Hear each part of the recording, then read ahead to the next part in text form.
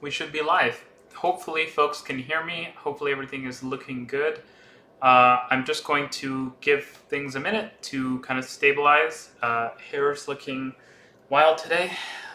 It's been a bit of a crazy day. We had a fire in our building, and so we had to evacuate not long before the stream is going on. So things have been pretty crazy, but hopefully everything can get sorted out, sort of settled down, and then we should be all good.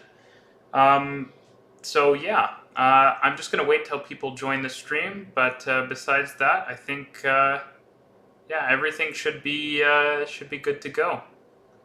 Let's see if I can just. Oof. So, just waiting. I'll answer some questions in a second here from the chat. I've got a bunch of items of news that I'm willing to talk about as well. If people don't have any questions or things that they think I should talk about. Also, happy to answer any questions around the channel and changes and things like that, since I announced a bunch in my latest video, or at least in my video this week when I reached this nice little milestone of subscribers. So yeah, it should be pretty good. Just gonna, again, give a few more minutes for people to hop on, since I did start this stream a little late, and then we should be good to go.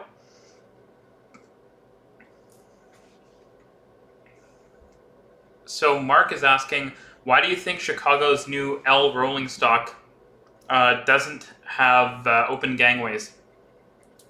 Honestly, I don't think there is a good reason for it not to have open gangways. I'm sure that there would be an excuse that the L does have some really tight corners. Obviously, that's not really a good reason not to have open gangways. I'm disappointed about that, but I'm just generally disappointed with Chicago's rolling stock. I mean, they're spending a ton of money, right? And the rolling stock doesn't look that good. It looks pretty much identical to the existing rolling stock. And yeah, maybe that makes maintenance and the like easier, but Chicago L rolling stock hasn't got like a real nice facelift for a long time, for like decades, right? Someone is mentioning more flexibility in train lengths. I think that's possible, but you know, the Chicago L is such an established system. You'd think that they wouldn't need to change the train lengths all that frequently. And if they need to have some shorter trains for like the yellow line, the Skokie Swift or whatever, then they could order, right, a few shorter trains, right? So I think that it's a bit of a strange thing. I mean, they could even do, I think Chicago L maxes out at 8-car trains, right? So they could just have they could just order a bunch of 4-car interconnected trains, still give them some flexibility if they need to have a shorter train here and there, but on the whole, it would still allow for open gangways, right? And I think that would be nice. So I'm just going to go through a few more of these from the chat, and then I'll see if I get to some news items I have here. One question I will pose to everyone, feel free to leave your ideas in the chat, is what kind of behind-the-scenes videos you'd like to see.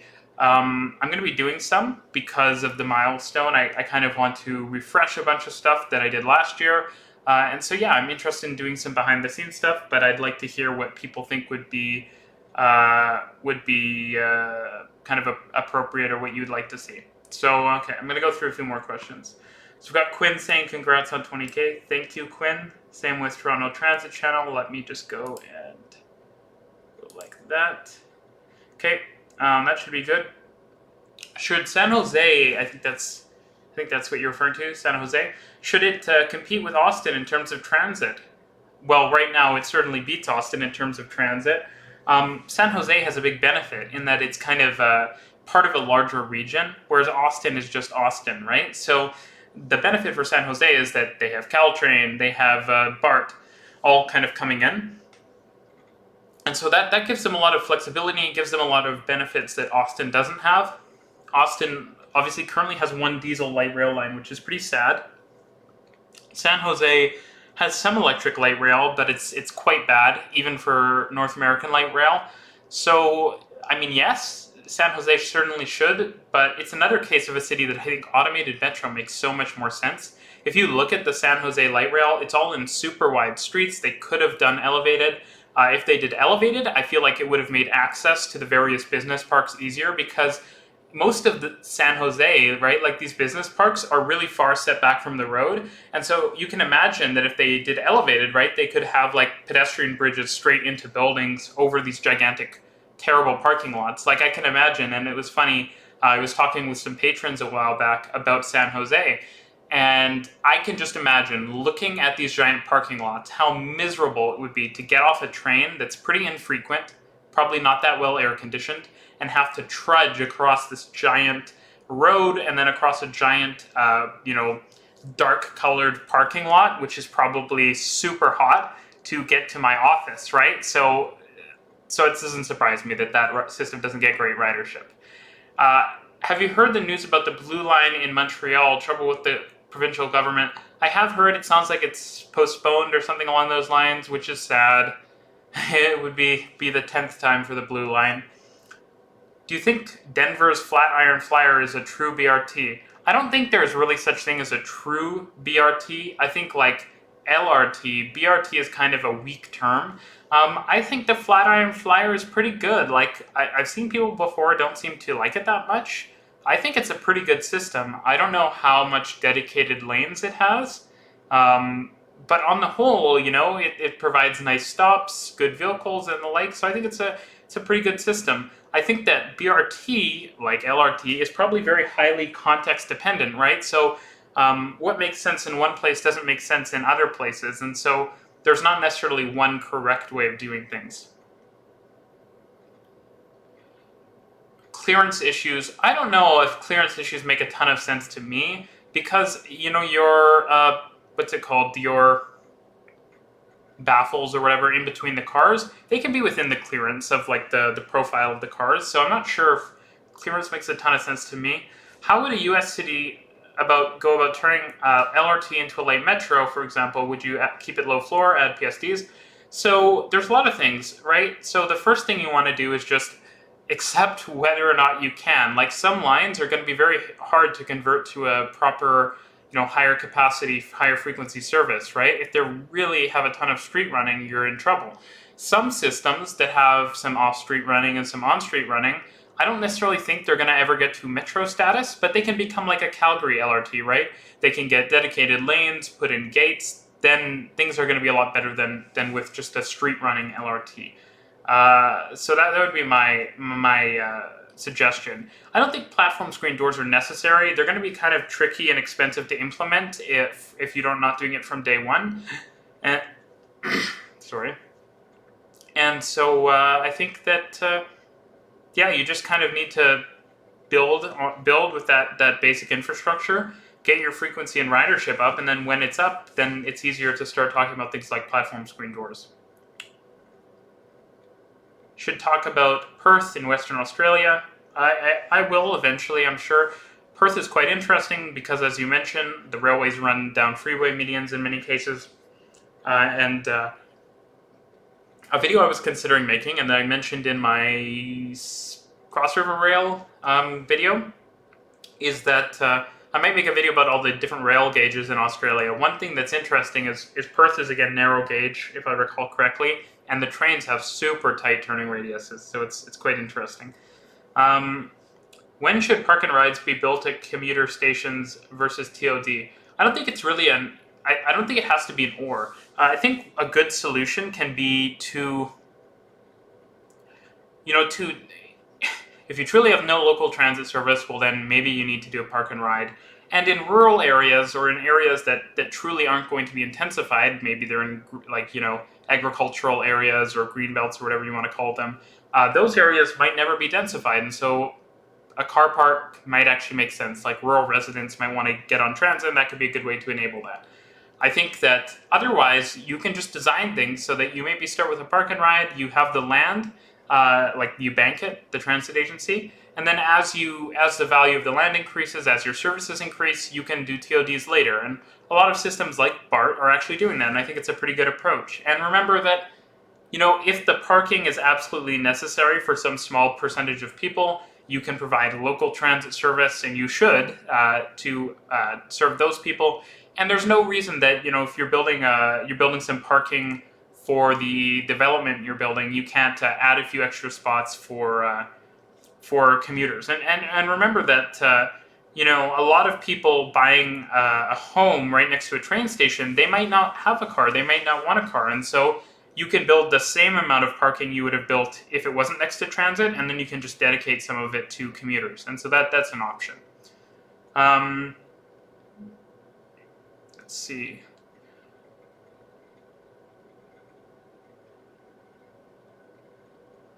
Chicago runs trains of different lengths, even on major lines when ridership is down to have more frequency. I guess, I think that it's a case of, come on, Chicago's like an over 100-year-old system. I think that they can afford to run long trains all the time. That would be what I would say. Adam says, how are you doing today? Besides the fire and the fact that I stayed up really late working on the Austin video, I'm doing well. Speaking of Texas, do you think Houston and Dallas should implement an S-Bahn-Style commuter rail network? I think I've talked about this before, but I definitely do. I think that that's kind of the most appropriate mode of transit for cities like those. Triborough RX, not an official plan, but it's been proposed. Yeah, I definitely think it's an interesting and probably good plan.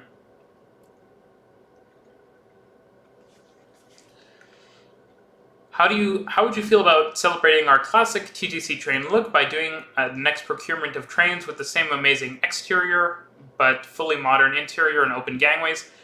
Well, I wouldn't use the red, like the Gloucester, you know, like design, but I do think that, I think my ideal TTC train is probably like an 8-car red, just like the Gloucester cars, but not, you know, not with the old design. I would say aim for a more modern design. Tokyo, for example, has a lot of nice designs, you know, with more curves and more modern, just design look to it. But paint it that nice kind of deep red.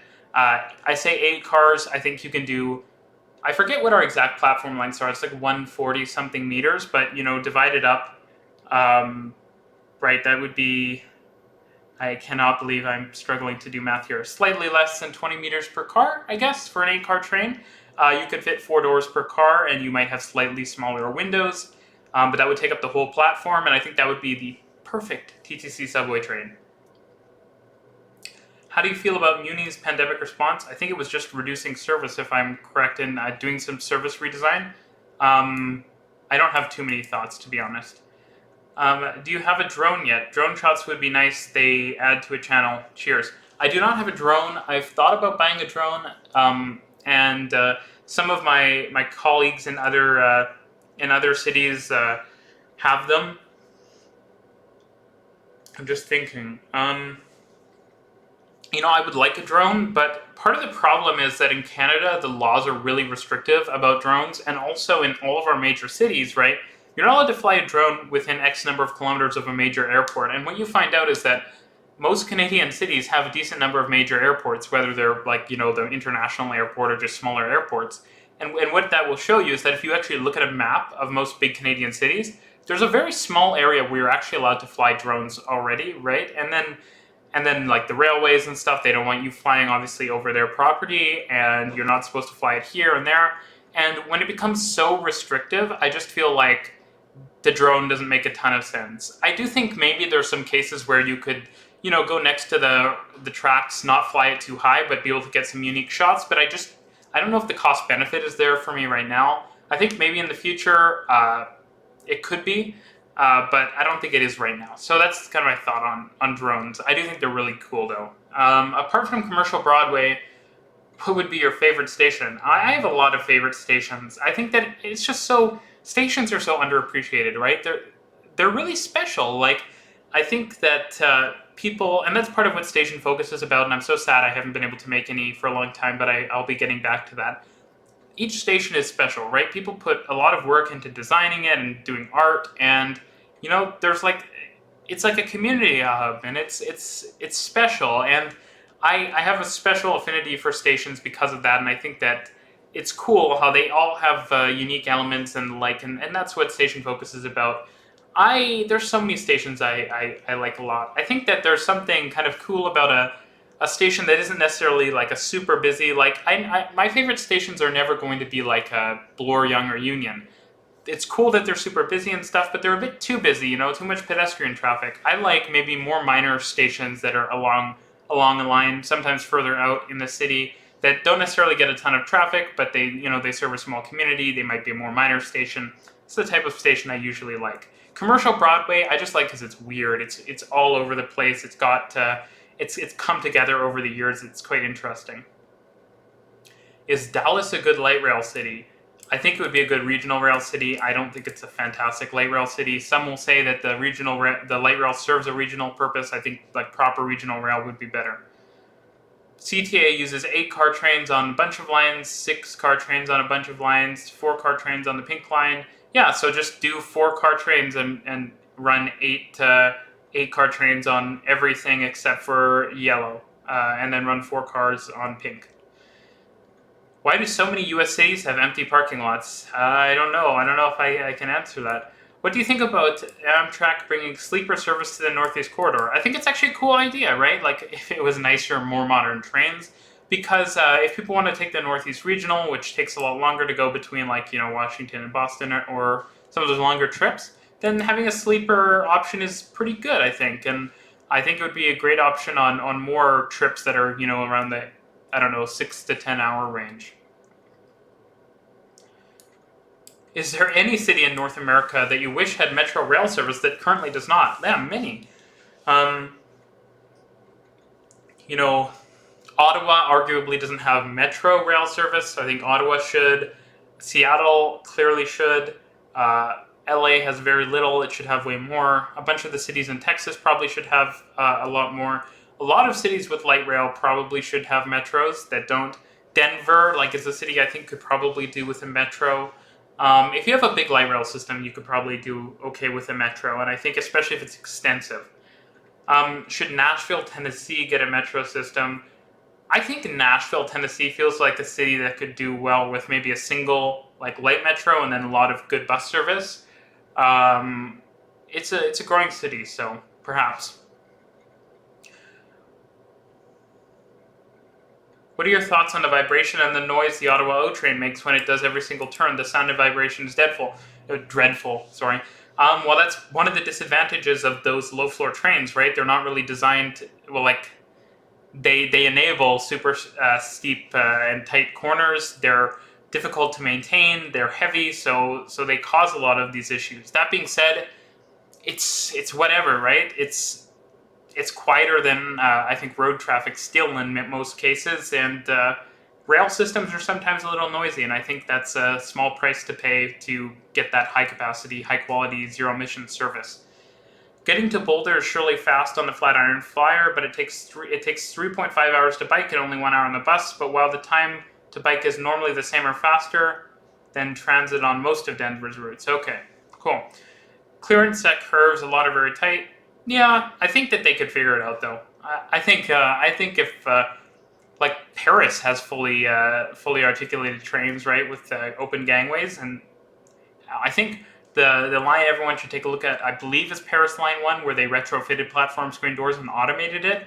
They have platform screen doors and platforms on curves. They have super tight corners. They have all these things. So I think it kind of proves that you can do a lot if you really want to. I'm just checking some things here.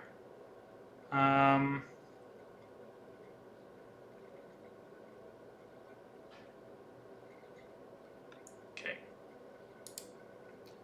Like this. Okay. Victoria, BC has density and ridership that warrant an LRT.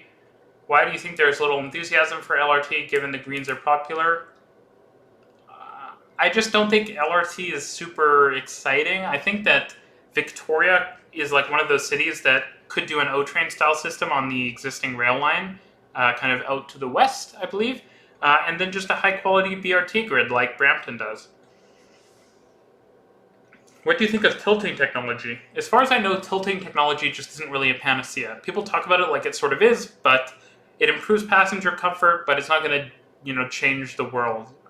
It improves speeds in some places too, but it's a case where the places that are good at transit can probably use it, like Japan, they use it really well. Places that aren't good at transit, like North America, probably won't use it to its full effect. What do you think of Amtrak's future system map? It's good, but it's it's just still not that exciting, right? Because Amtrak is really behind the 8 ball, and so expanding the system is just what you would hope for, or it's nothing special, right? Calgary versus Edmonton, which city will have the better LRT system when the expansion of their networks is complete? Well, when the expansion is complete, expansion will never be complete because cities are growing constantly, right? But I think when the Valley Line is done, they're going to be pretty much neck and neck. That's my opinion. Calgary has a slight edge, I think, but only slight, because they have more grade separation, faster speeds, and the like. I like the Valley Line a lot, though. It has its issues, though. It's better than a lot of LRTs. I will give it that. It's got more separation.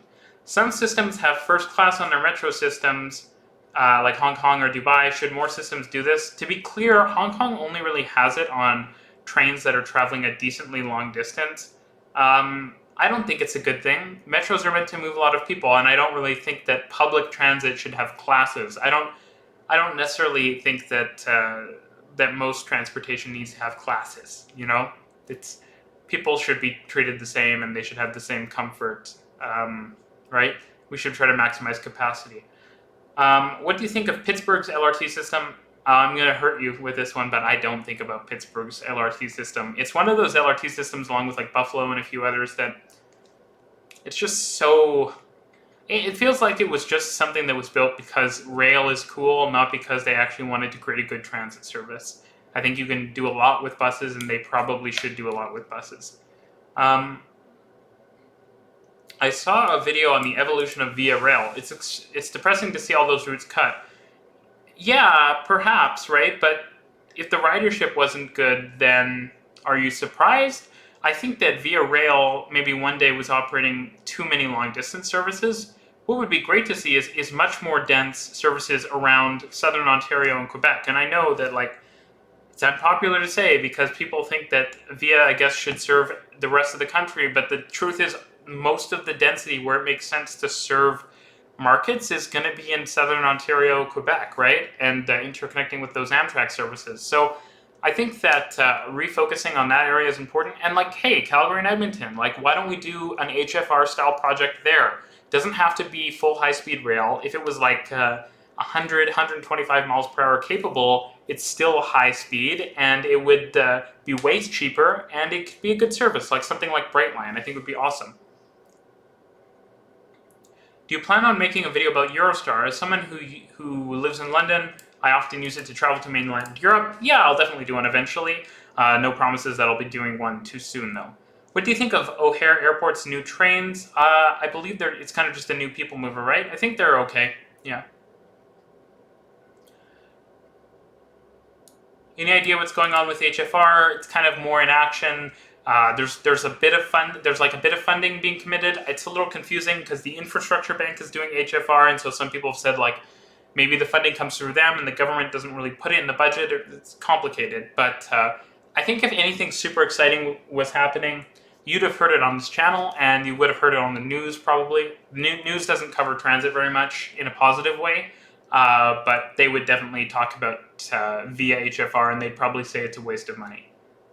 Which they wouldn't be maybe entirely wrong about. I think true high-speed rail is much better. What are your thoughts about Amtrak's recent procurement of intercity train sets from Siemens? They're very nice. I like the Ventures, I like the Chargers, but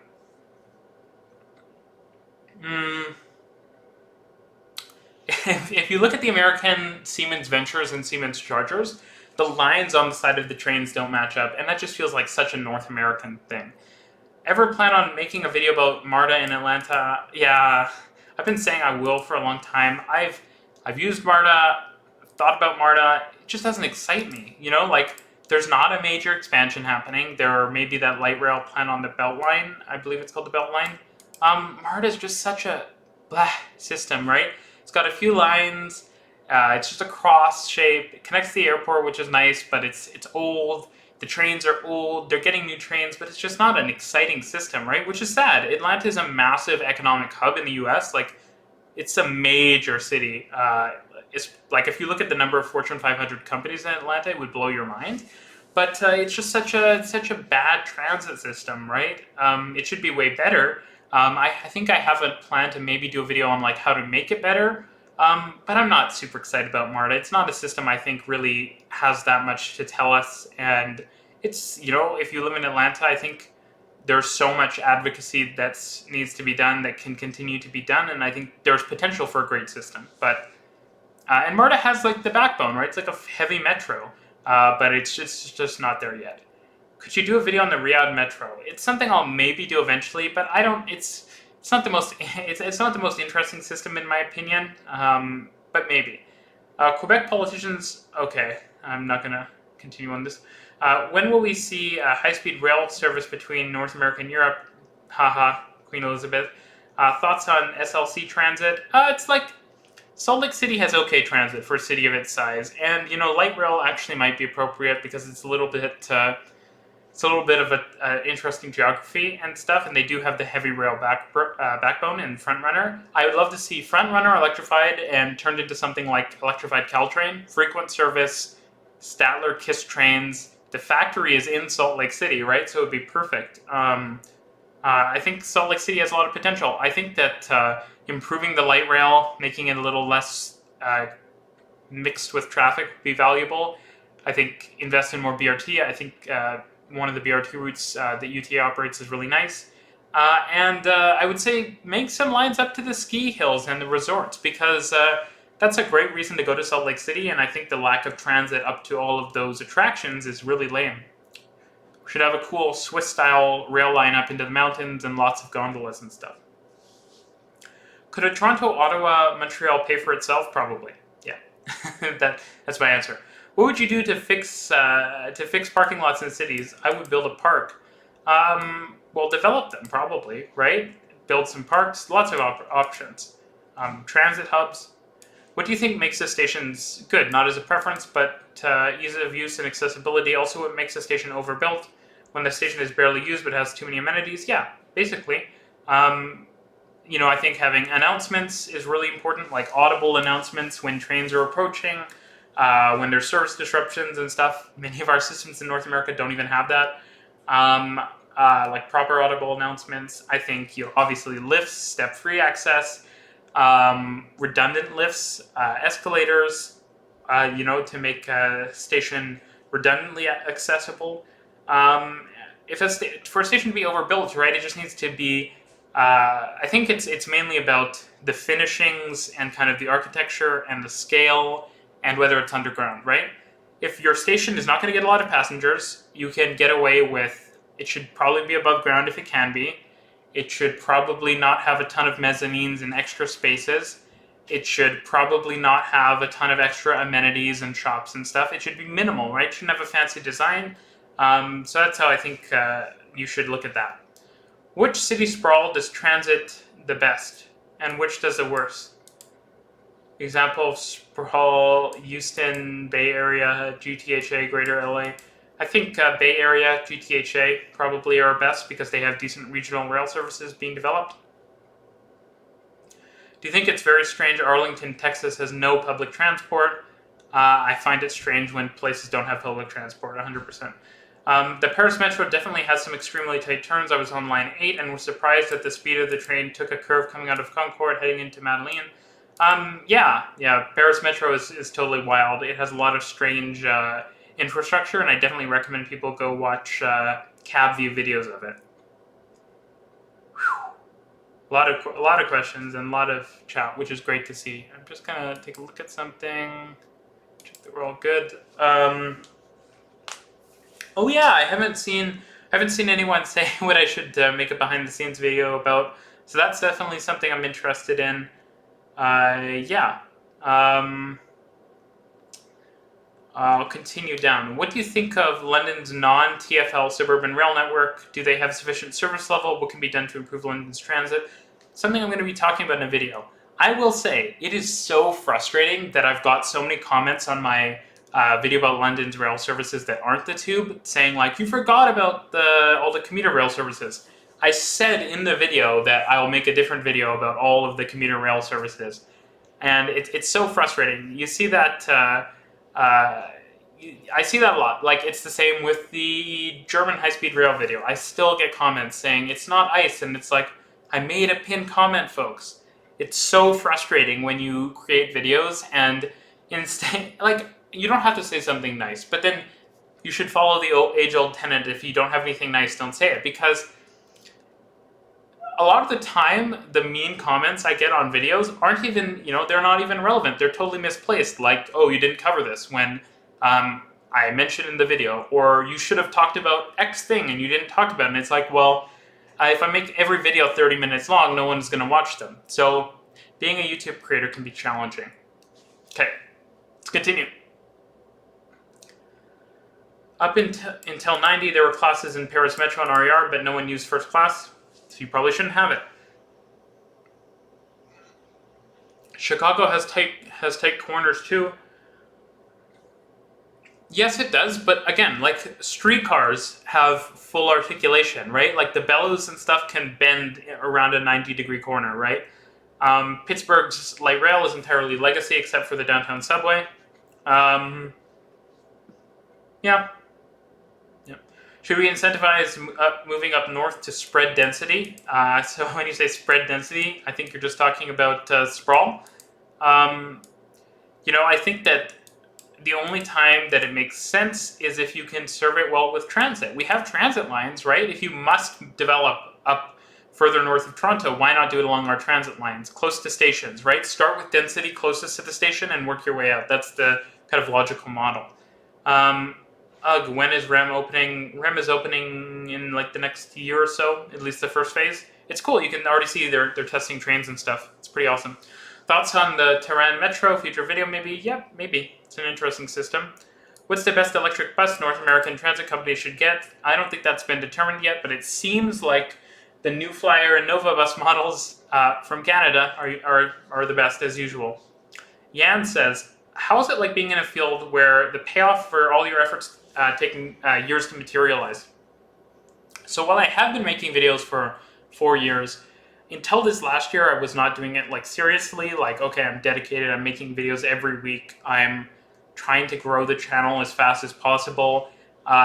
So, I wouldn't have said I was in the field for a lot of the time. And the truth is that slide over here. The truth is, I'm trying to center myself. Oh, maybe I need to go like that. Okay. And the truth is that, it's a multi-year thing, and I think that's just how YouTube works. It is sometimes a little funny when you see other people who just create channels and they get growth right away and they grow very large. But, I think that it teaches you a lot of resilience. Like, I'll be honest, my videos, a lot of them don't get that many views, right? I do okay. There's certainly people that do worse, but it's a struggle. But the reason I do it is because I care about it, and if you're doing things for the right reasons, right, I don't think you're ever going to have a problem continuing and getting stuff done. So that's kind of my thinking on that. Thanks for the question, though. The lines on the chargers not matching up has to do with the next-gen bi-level debacle. Perhaps, but I'm pretty sure, I forget what model it is, but there's like multiple models of charger that don't line up with the cars, or like the lines are slightly misaligned. And like, I think part of the frustration is because of the Acellas having the profile that doesn't line up properly. Would you do a video on Bart? It's around the same decade as Marta, but longer and more spread out. I have talked about Bart lots, but not, I haven't done a video. I might do a video in the future. What do you think of South Shore Line's project ad service? I think it's good. Yeah, I think it's good, right? More service is good. How do you convince... Let me see. How do you convince car-oriented cities to become more open to public transit? Less traffic, right? Less traffic, less pollution, more space on the roads because public transit is more efficient for space. As an American city, Salt Lake City has pretty good transit access to the mountains, at least the Wasatch. I probably pronounced that wrong. I always have pronounced it wrong. Those areas probably have the highest transit usage of most U.S. ski resorts. Yeah, you're probably right, but, it could always be better. Hey, Reece, have you played City Skylines? It seems like a pretty good urban planning game. I like City Skylines. I have a few problems with it. So I was a big fan of Cities in Motion, which was Paradox's previous game, and it was a lot more transport-oriented. And I'm not saying I don't like City Skylines because it's not transport-oriented. There's a couple of reasons I don't like City Skylines. One, it hasn't been... There needs to be a new one. Like, I think it's been out for like 5 years, longer than 5 years now. And they're probably working on a new one because I think City Skylines was pretty popular and like no one even thinks about SimCity anymore. But like it needs a new version, right? The existing version does not look that good, and I think that having a version of City Skylines that's like beautiful, has like a lot of the qualities of the photorealistic mods people add and stuff, would be fantastic. More unique buildings, just more realistic looking, better traffic, better everything, more granular controls and the like, would be fantastic. The rail building part of the game is just not very good, right? Like, if you play any rail building games like Transport Fever? Yeah. You'll know that City Skylines has a pretty lame rail building system. It's hard to make switches that are like tangential. It's hard to do so many things, like managing traffic, signaling, all these things. So as someone who likes rail transport, City Skylines feels like a big step down from Cities in Motion. You don't even have to put depots down for your trains and stuff. And so I just don't like it that much as a transport game. It's okay as a city planning game and stuff, and it's still a cool game and all, but I think a new, more advanced version would be cool. What will open first, Crossrail or East Side Access? Crossrail, I would say. What would you recommend as rail options for Hamilton as people are leaving Toronto in droves? I don't think people are actually leaving Toronto in droves, despite what people say. That being said, I think light metro, something like European-style light metro, like they have in Rennes or Copenhagen, like very small trains. How would you personally improve Melbourne's transit system? I think that's hard. Suburban rail loop is definitely a good step. Make sure it's properly integrated with the rail lines. Continue grade separating stuff. I'm gonna say, like, now Metro Tunnel was expensive and difficult, right? But I think you need to do more stuff like that, right? What would be cool is to see Melbourne turn its system into a bit of a metro, right? Isolate as many lines as possible going through the city center instead of interlining them all, and use that to provide more coverage. Perhaps, for example, you could have one of the lesser used lines do another circumferential run. So you maybe start in the south, right? And one of the lines that's going towards the city center could kind of veer off and go around the city center, and then people could transfer and you start to implement a metro style system. I think that would be cool in Melbourne. Which do you prefer for lines? Termini? Oh, this is a great question. Termini, like Bart, colors, numbers, name of street. I like having names like, I'm London, Tokyo, Vancouver. So London and Vancouver kind of naming just based on kind of random stuff. London being on kind of symbology and stuff. Vancouver being on major events. I think Tokyo is really cool because Tokyo kind of names the line based on like an important area it serves. So line 1 in Toronto might be called like the downtown line or something like that, or like something like that. The Ontario line would be called the Don Valley line. The Bloor line would be called like the Midtown line, or like the Crosstown line or something. I don't know, like or the Danforth. It would just be called like the Danforth line or something like that. Eglinton could be the Crosstown or something like that. How do old systems upgrade into modern systems? Just upgrade. That's an interesting question. Whoa, lots of messages. Have you heard the plan to combine Paris Metro lines 3 bis and 7 bis into line 19? I have not, but that's an interesting thing. I'll look into it. How much does it cost to run Amtrak long-distance services per day? Not sure. Would have to Google it. What's better, CNG or LNG? It's a strange question. I don't think there are many LNG-fueled vehicles. LNG is liquefied natural gas, right? LNG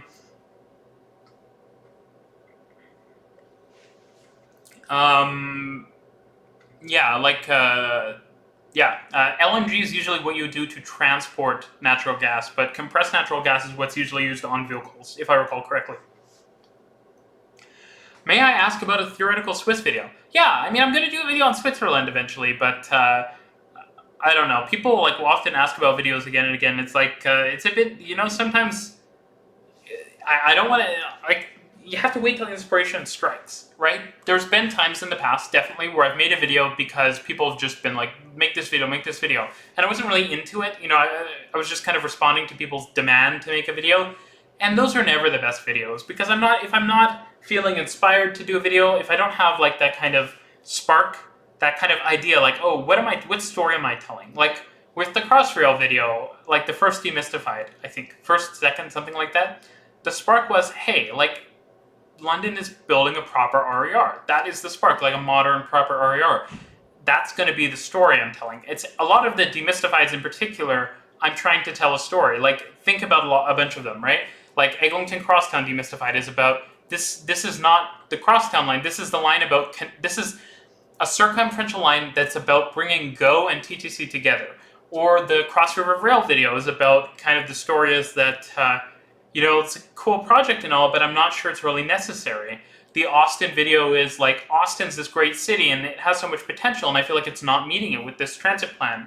Chuo Shinkansen video is about like, you know, is this the next step for high-speed rail? There's always a story. And so when people ask just to make a video, I usually will end up, I have to skip the story part, because the idea, the core concept of the video isn't something that can be forced, right? It has to be something, you know, I'm thinking about it and, oh, hey, I'll do a video on this.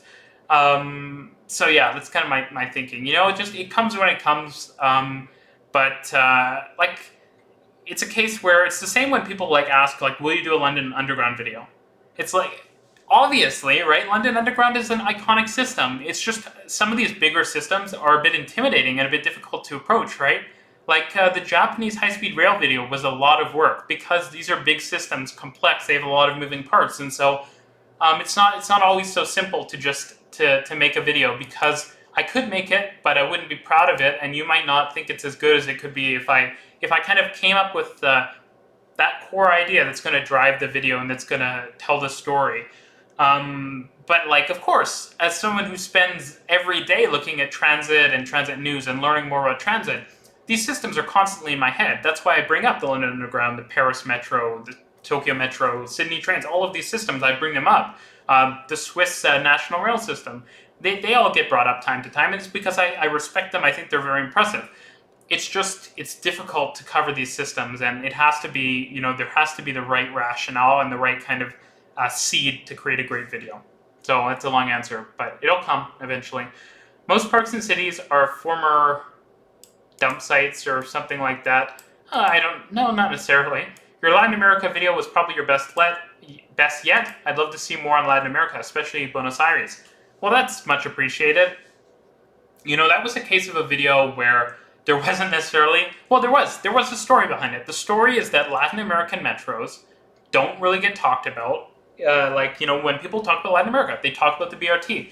And I think that's silly, because they have better metros than a lot of the world does. And so, like, hey, let's look at the metros. Mexico City Metro is one of the best in the world. Like, why don't we talk about this system more? Like, Sao Paulo has so much interesting stuff going on. Santiago, same thing. Like, these are great metro systems. It's kind of, they have too few problems, so there's not much to complain about, and so you don't hear about them, right? But yeah, I loved making that video. Do you know the Aptus electric bus from Alstom? I have seen it, but I don't have too many thoughts. Kind of interesting that Alstom did it, though.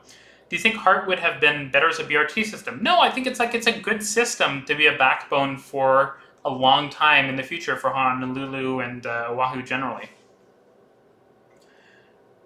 How would you spend the $80 billion for trains under the new infrastructure bill? What do you think of the electric bus company Arrival? Arrival is cool. I like the designs of their buses. But, you know, it's like Proterra is cool too, right? They have cool looking buses, but if they're not functional, right, it doesn't matter too much. In terms of how would I spend it, it's very sad, but if you look at like the cost of most of the projects that are needed on the Northeast Corridor, you could eat that $80 billion in like a few projects, sadly. So I don't know how I'd spend it. I think new modernized rolling stock is a good investment because it attracts ridership, and ridership attracts interest of politicians. Interest of politicians attracts more funding. So doing whatever is possible to get more people riding trains should be the priority. And so I think, as much as it might pain people, invest in the most busy corridors, right? Like LA, San Diego, Seattle, Vancouver, Portland, Northeast Corridor, maybe a few other key pairs like in Illinois and in the Southeast, but get as many people riding as possible. That's the best way to improve things in the long term. Should the TTC extend Metro to Mississauga? Yes, the subway should be extended. Thoughts on the Silverliner trains? They are really ugly, and I'm not a huge fan. Ooh, a super chat. Thank you, Ekbar. I'll try to respond to these immediately because there is a long list of questions. Spend all the money on electrification and platform screen doors. Well, platform screen doors, while they're nice, there's not a good return on investment, right? Like, they take a great metro system to the next level. But to be fair too, they're not that common on intercity services, which Amtrak is, right? So I don't think platform screen doors make a ton of sense there. Electrification, much more likely, especially between LA and San Diego and on the northwest corridor, if we can call it that, Portland up to Vancouver. I think electrifying it would be cool and operating way more service, right? And electrifying, like automating a metro system, makes it easier to operate more service because it reduces the cost of operating service. So, yeah, big yes for electrification. Yeah, the Silverliner is not my favorite trains. Any new metro systems that you think are more vanity projects that aren't actually productive transit resources? That's a great question, actually. There's not too many. I think some of the ones in China, perhaps. Sydney Metro, to an extent, right? It's bigger than it probably needs to be. I don't think many places are building metros that shouldn't be.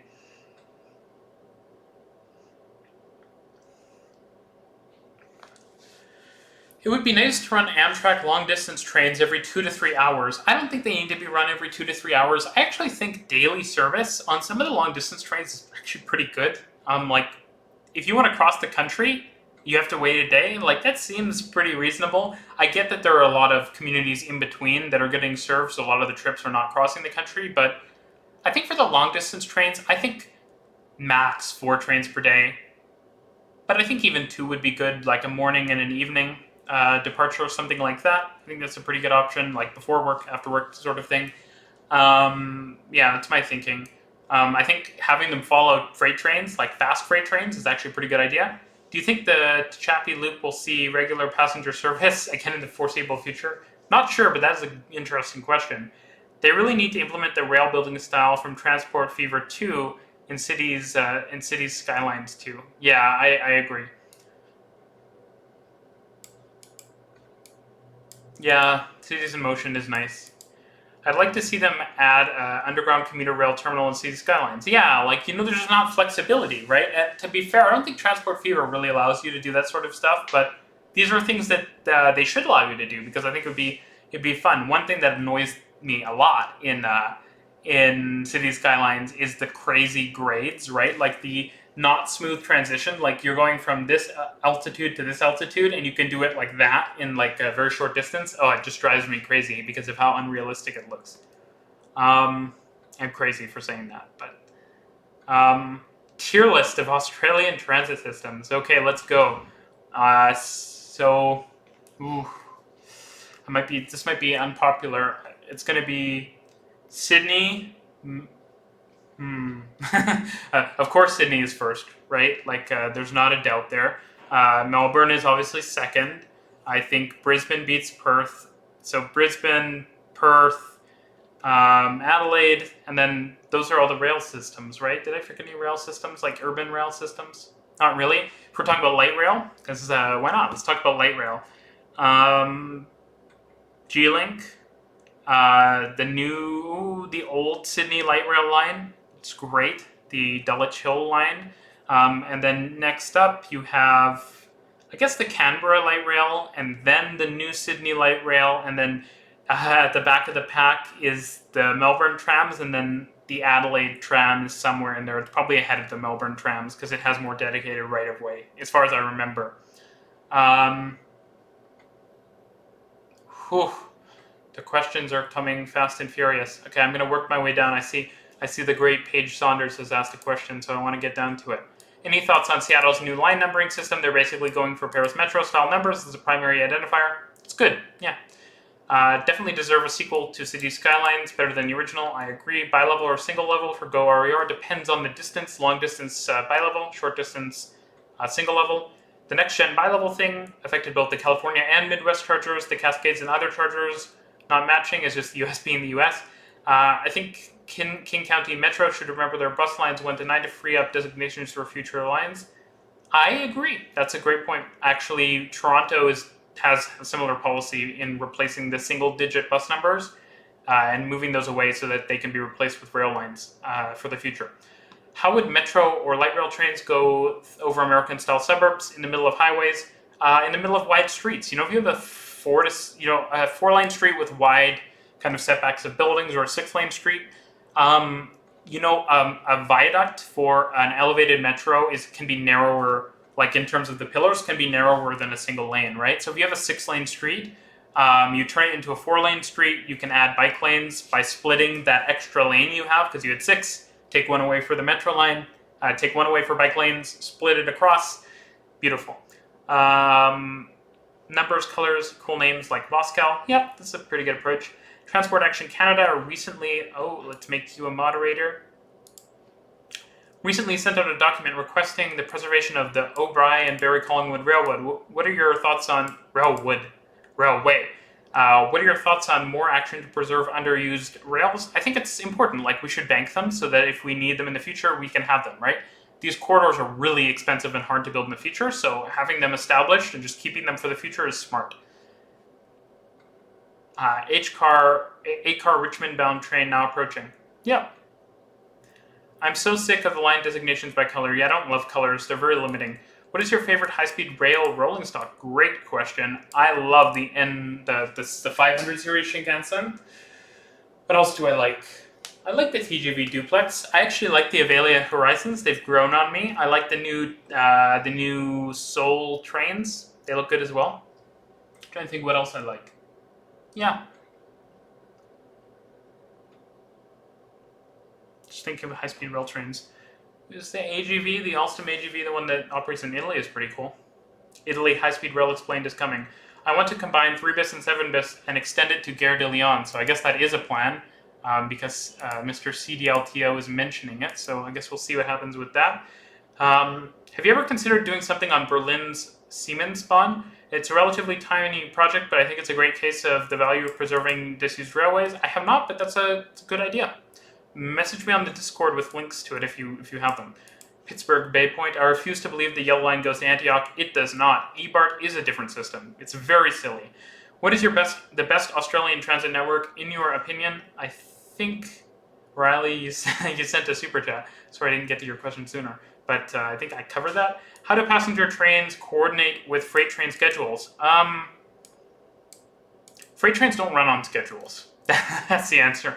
What piece of polite etiquette is most irritating to see broken on transit? Oh, that's a great question. I don't like when people eat on transit, at least when they're messy and they eat, or when a train is busy and people put their bag on the seat so that people can't sit down. That's also rude. The thing that gets me the most is if someone walks on the train with a speaker, which seems to happen way too often in Toronto on the subway.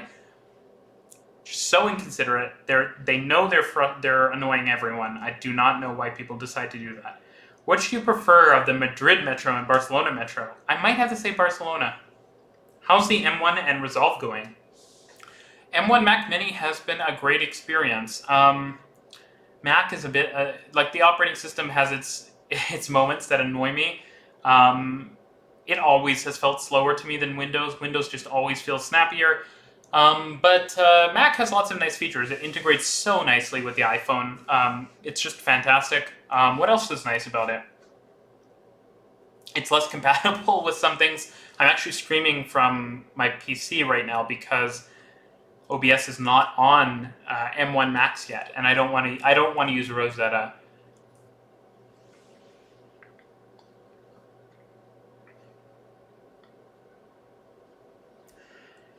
Yes, Paige is here again, which is very cool.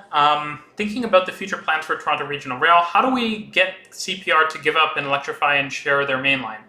Well, they're not going to want to give it up, but we build them an alternative, right? Like, that's the easiest way. The more difficult way is we build. There's 3 tiers of difficulty: easiest tier and most expensive tier. It's kind of easy but expensive, hard and not necessarily expensive. Easiest and most expensive is to just build them a brand new line way north of the city, kind of like we did with CN. Build them a giant new yard to replace the Toronto yard. Offset the price of that by redeveloping all the land, which is worth a lot of money, but it would be really expensive to build that line, albeit not that expensive. That's my thinking on the cheapest way. The middle tier way is to build very highly separated passenger train tracks in the same corridor as the freight trains travel in the Midtown Toronto line and on the Milton line. So that's one. And then the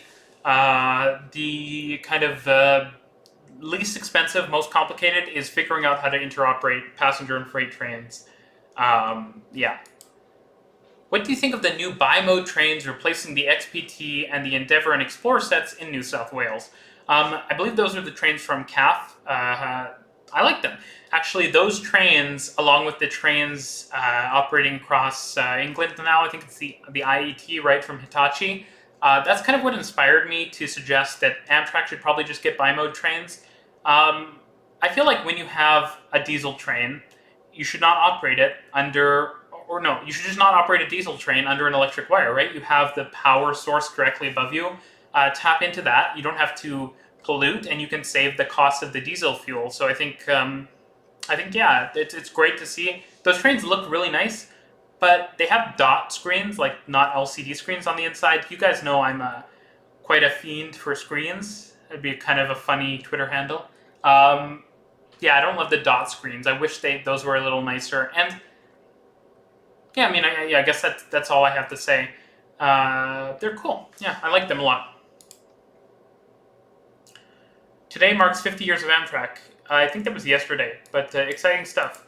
What do you think is the most overrated transit system in North America or abroad? Ooh, that's a great question, David. I think the most overrated, well, I think Boston. I talked about that in a recent video, right? How Boston, everyone talks about it like it's this fantastic system, and it's really dated and kind of in bad shape, and the trains are old, and even the new trains aren't very good. So Boston is one of the worst offenders for that. I think some of the Chinese metro systems that don't have, like Shanghai Metro, someone else and I have discussed a lot how these Chinese metro systems are good because they're extensive, but some of the, like Shanghai Metro, Beijing subway, do not have enough long-distance, high-speed regional rail services, and so they actually worse than a system like Paris or even London because you can't get across the city very quickly. You have to get on a metro and go like 30 stops. So that's my thinking on that. Should we distrust privately run public transit? No, I think it's a case of, everything... It's so easy to say yes or no to questions like that. The truth is never yes or no. It's always going to be in the middle, right? Some privately run transit is terrible, like a lot of it in the US. Interesting how that works, right? But in Europe and Asia, a lot of transit is privately run and it works great, right? I think the regulation and the way it's set up is kind of the critical element, right? Bart has 2 types of rolling stock, so platform screen doors wouldn't work. Well, not necessarily. Vertical platform screen doors are an option. I'm not sure if the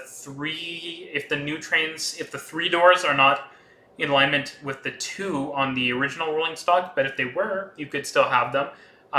Bart should probably just replace its trains. The old ones are really old and dated, so maybe Bart can get them sooner than later.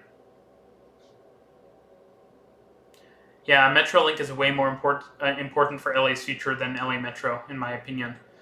Do you think most American and Canadian rolling stock is ugly, industrial, and unattractive? I'm talking about the typical brushed steel, bare metal box appearances. Yeah, I've said this a lot, but things are improving in some cities. Some newer rolling stock is starting to be a bit better. Vancouver has always been nice. Montreal has always been nice. Some of the light rail systems are pretty good. So it's really just a legacy like Toronto, Philly, New York that are really bad for that, Chicago.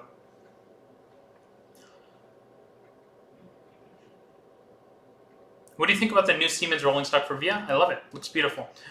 Automation is the best because 70% of the cost is salaries of the employees. Yeah, and then those employees can operate buses, and we can have more bus service to feed the rail system. So win-win.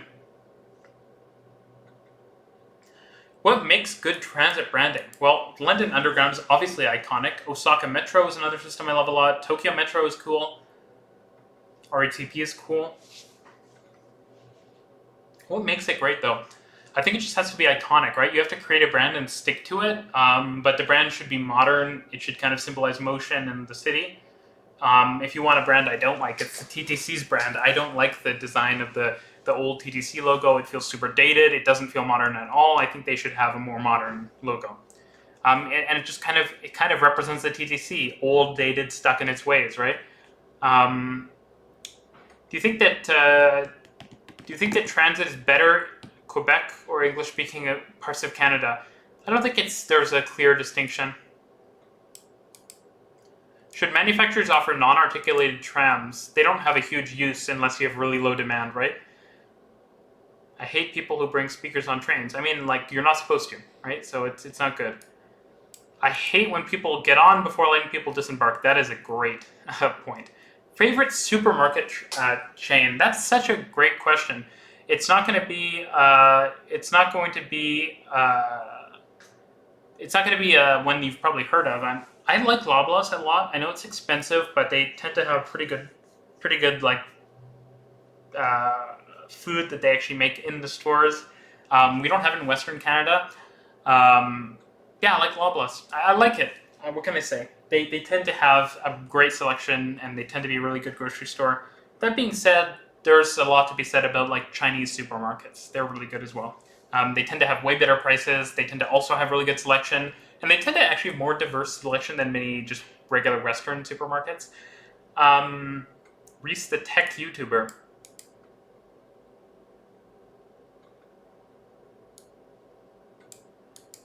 Reece, we need to address the huge amount of wasted money on the digital displays and really trash audio on the T1. I agree the audio is bad. I don't think the digital displays are wasted. I think they're good for accessibility. I think the announcements could be more clear, though. I agree. They had to put them in, though, as far as I know. The Portuguese government is planning on building 119 kilometers of light rail, expanding several metro lines, and more electric ferry boats in Lisbon. Can't see this happening without EU money, though. Yeah, that's exciting stuff. I will cover Portugal, definitely in the future. It's definitely a country I will work my way around to. Build CP rail, a new rail line through the 407 corridor. Yep, that's potentially an option. There's room for it. Those trains will still be too slow, though. It's New South Wales. I've been thinking about rebranding Washington Metro as 3 trunk system with branches: A, red; B, blue, silver, orange; C, yellow, green. Just think the current system is misleading. Yeah, I agree. I think when you have like mostly interlined lines, calling them like 6 different lines is misleading. Lisbon's metro is very interesting. I have a question. Do you ever comb your hair?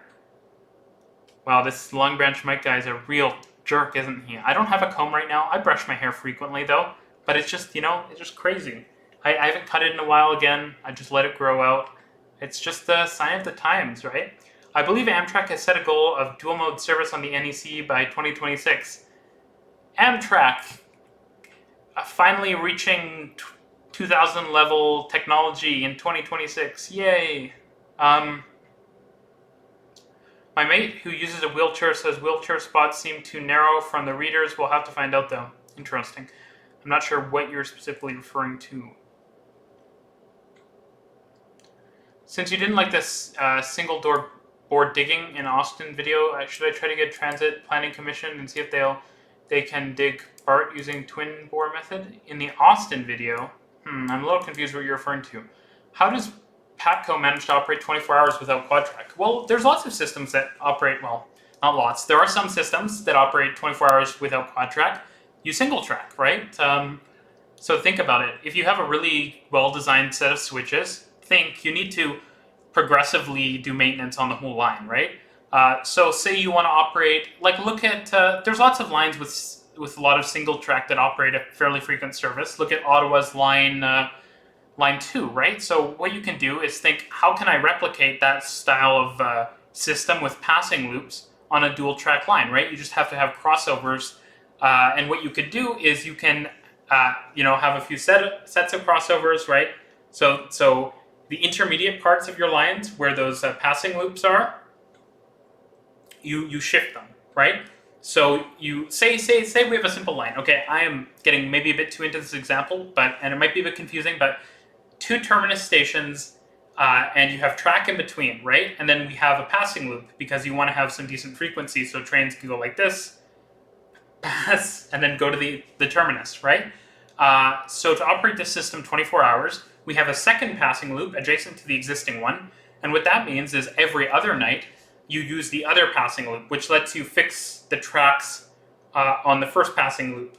And then every other night you alternate what is the main track. Either it's going to be this track or this track, right? And then so using those 2 passing loops and those 2 tracks, you operate a 24-hour service, but you can always shut down parts of the track to maintain it. So that's the simple story of how you can do it. The frequency you want is just based on how many passing loops you have. Okay.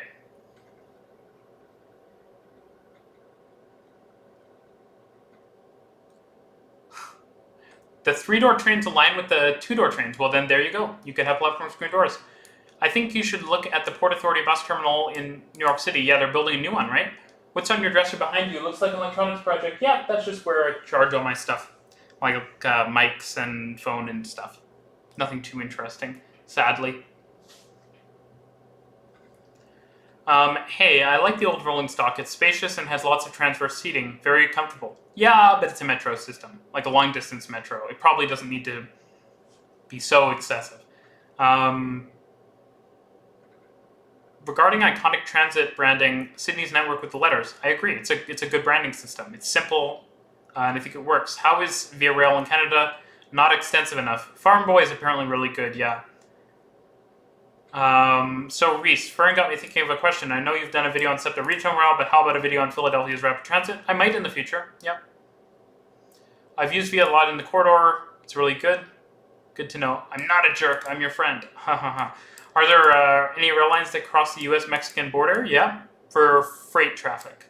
Actually, Canadian Pacific and Kansas City Southern are considering merging, and if they do merge, Canadian Pacific Railway will have tracks from Canada all the way to Mexico. I'm asking how's Via in comparison to Amtrak. It's worse, generally. No passenger trains that I know of, but freight. Yeah, Kansas City Southern and also Ferromex. Is the Riverline LRT? As you know, I hate the term LRT. It's more of an O-train style thing, like a diesel line. Why don't they combine the Trenton line and the Northeast Corridor line? No more transfer in Trenton. Might be a good idea. How would you feel about a rail service, maybe moving people mover connecting Windsor and Detroit? Not a bad idea at all, actually. Maybe you could have one going from border crossing to border crossing, right? With kind of a shuttle-style service. I think just like a large train shuttling back and forth would be an option, or maybe a frequent automated people mover. I think that's not a bad idea. I think busy border crossings with like a major river between them, like at Windsor, Detroit, would make sense for having such a system. Especially if a lot of people are arriving on trains, right?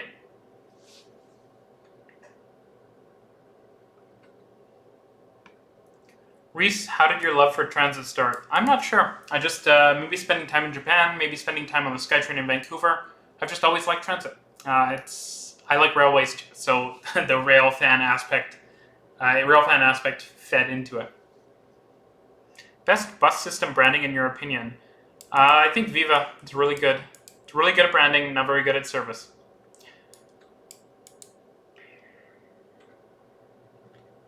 Someone is saying LRT rules in the chat. They're really trying to fire me up.